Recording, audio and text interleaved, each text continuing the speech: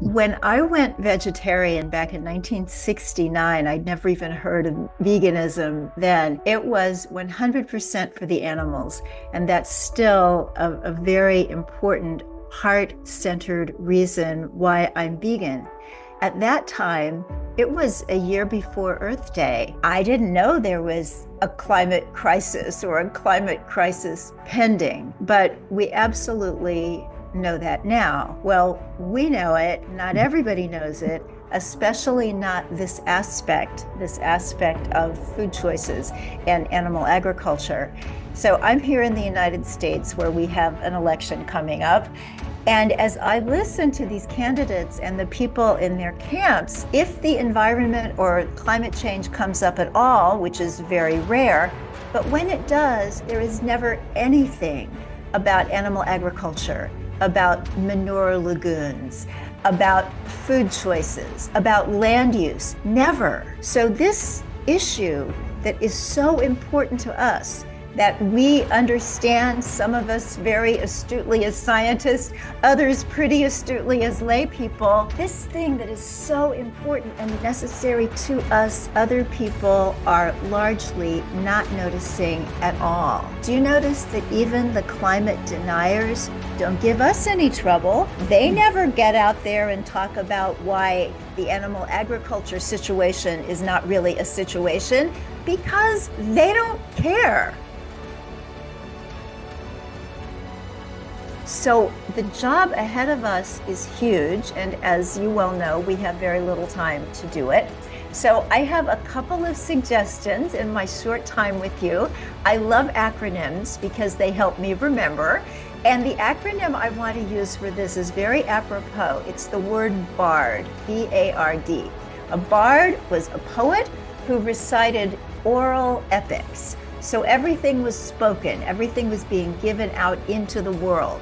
And I think we need to be the bards of reason, the bards of kindness, the bards of serious hope for the future of this planet and all life. So my acronym, B-A-R-D, is B, be seen. A, aspire to live aspirationally. R, reach for religious rigor. And D, default to veganism. In other words, let's make it normal.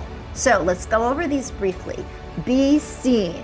We need to be seen and heard. Veganism needs to become the new non-smoking. So smoking is not outlawed.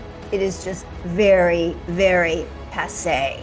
That's where animal foods need to be, must become in the next 10 years. So how we do this, how we get the word out, through social media, through existing environmental organizations, through government and business and education. That's going to be different for each of us, but we have to figure it out. We have to figure out how to amplify what we know and what we're saying. Second word, second letter in my acronym A, aspire to live aspirationally. Unfortunately, most people are not thinking about the environment.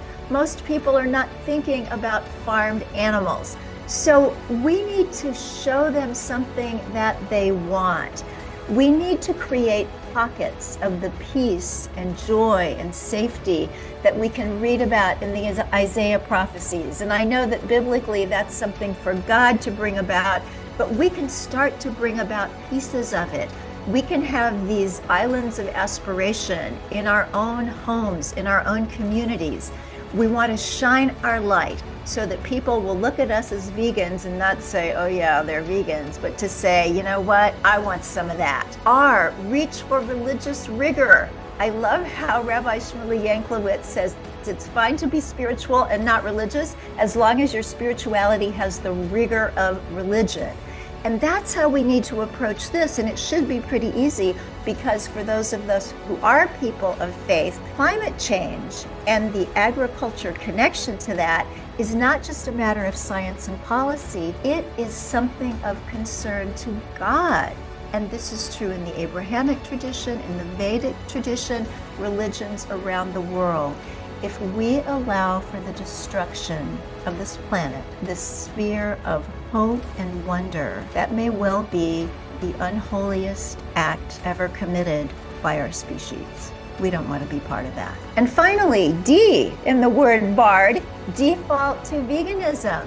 It has to be just normal. In the US now, it seems to be accepted as a choice. Oh yeah, you want the oat milk, I'll have the regular milk, which of course is not regular unless you are a baby calf. So I treat everybody as either vegan or pre-vegan with the assumption that this is the way the world is going, this is the way the world needs to go, this is the way we're doing it. Almost this is what the cool kids are doing because people want to do what seems to them to be a way of uplift for themselves and those they love. So we have a big job ahead of us. Let us be bards of life and health and hope and happiness and reverence for those who have no voice.